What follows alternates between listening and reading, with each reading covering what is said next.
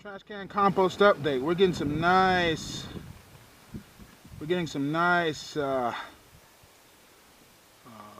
that white fungus in here. You want that. I keep forgetting the name of that. People keep telling me what it is, but I keep forgetting the name of it. But anyway, it's good stuff. This is really looking good here. And so I'm going to go ahead and take this out like I was showing you how to sift it. And some of this needs to be taken out because it's compacted too much and it's gotten too much kind of water logged and stuff. And I'm afraid some of it's kind of getting anaerobic. And that's what we're doing here. So that's doing good. It's doing quite well. You know, yeah, I can smell it getting a little anaerobic. Not a little anaerobic, some of it is. So we're going to just take it out, screen some things out, and bury it over there like you see that pile we got over there. See that right there? That's just pretty much just gone anaerobic really, but I'm just going to mix some air into it and it'll be fine. Just, you know, we're going to, you know, the thing is that thing's just too heavy when it's full for me to pick up and roll around. It's just too heavy. My back can't handle it anymore. So I got to start thinking about ways of gardening that are going to be easier and easier on my body as time goes on. And I haven't found an easier way to compost than one, grow cover crops, and two, bury the compost directly into the dirt. Now I got this pile here that's going to serve as kind of my compost pile from here on out.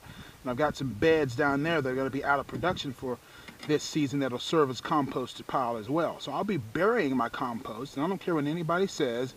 I have found buried compost to be far easier on my back, and far easier to implement, and far easier to deal with, far easier to implement, far faster. I found that in general, I can bury my compost, and not long after, a couple of 3 weeks, I've got, you know, you just really can't tell that there was ever any compost buried.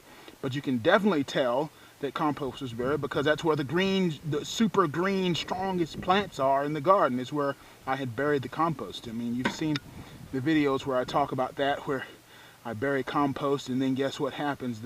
Right where I bury the compost, that's where the biggest, strongest plants go. So buried compost is what I'm going to be moving toward, and I'm going to be moving away from, you know, the leaf mold I'll probably always keep. But when it comes to everything else, I'll probably just be moving away from the kinds of compost like you see right there. There's a little corn stalk there, and it's breaking down quite well. And so there you go. Compost update. Trash can compost update. Somebody asked. Oh, sorry. Someone asked, is this food safe? People worried about food safe plastics and, you know. And so I figured I'd address that. Yes, this is food safe, okay? You know, and just because it doesn't have the food safe label doesn't mean it doesn't have, you know, just because it does have, well, you know, I don't want to get into all the if and things. If you just get on, if you just type in food safe Rubbermaid, you'll actually get the certificate. It comes up as like the first thing on Google. And so these brute commercial made, you can just look up the container number and all that kind of thing, and it'll show you, oh yeah, here's a certificate for it, you know. And it's just right there on the website, on the government website or whatever. And you can just go and look at that. And so these are food safe simply because we use these at work all the time. I work in a fast food restaurant. It's one of the reasons why I'm doing greenhorn gardening, so I can do something healthy instead of just all this stinking fast food, man.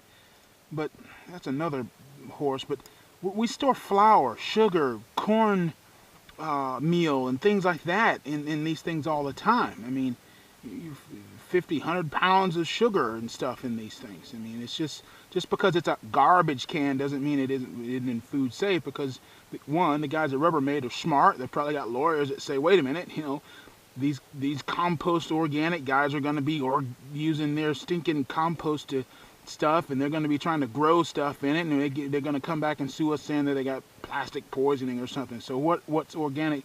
So what are they going to do? Well, they're going to make sure it's food safe, okay? Okay, you know, it's just in their best interest to make sure it's food safe, because these are the kind of cans that are commonly available. You can get them anywhere, and they're good for restaurants to use to store large quantities of food, like I say, flour and stuff. So anyway, so there you go, food safe. If you want to know see the actual certificate, just type in Rubbermaid food safe trash can or whatever, or garbage pail, or Brute commercial, you know, food safe thing, and that'll come up on Google like everything else does nowadays, and that's fine. And so pretty much that's the overview of the compost thing that's happening, and I will talk to you guys later, okay? Check out greenhorngardening.com/claim to get your free download on how to make and use organic fertilizer. That stuff works, man.